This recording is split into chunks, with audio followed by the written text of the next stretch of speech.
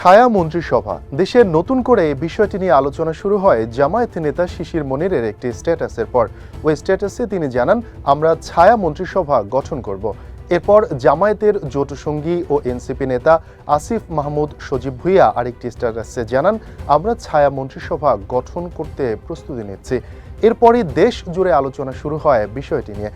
অনেকেই জানতে চান ছায়া মন্ত্রিসভা কি, কারা এই মন্ত্রিসভা গঠন করেন, কিভাবে করেন বা কিভাবে চলে এর কার্যক্রম।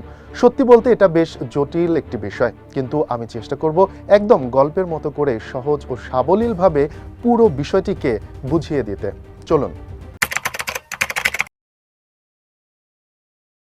একদম সংক্ষেপেই বলছি, যখন সরকারি দলের প্রত্যেক মন্ত্রীর বিপরীতে বিরোধী দল থেকেও একই সংখ্যক মন্ত্রী নিয়োগ দেয়া হয়, তখন বিরোধী দলের সেই মন্ত্রিসভাকে বলা হয় ছায়া মন্ত্রিসভা।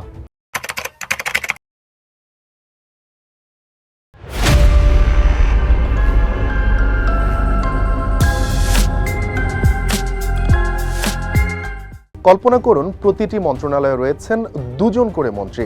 একজন সরকার দলের, যার দায়িত্ব সরকারের নীতি বাস্তবায়ন করা, আরেকজন বিরোধী দলের, তার কাজ সরকারের মন্ত্রীকে নজরদারির মধ্যে রাখা। কোনো ভুল বা জনবিরোধী সিদ্ধান্ত নিলে সেটা ধরিয়ে দেয়া। মূল কথা হচ্ছে, একজন ছায়ামন্ত্রী সংশ্লিষ্ট মন্ত্রণালয়ের কাজ পর্যবেক্ষণ করেন, সমালোচনা করেন, বিকল্প প্রস্তাব দেন এবং জনস্বার্থে প্রশ্ন তোলেন। অর্থাৎ সরকার যেখানে আনুষ্ঠানিকভাবে দায়িত্বে থাকে, সেখানে বিরোধী দলও সমান্তরালভাবে সরকারের মতোই কাজ করে।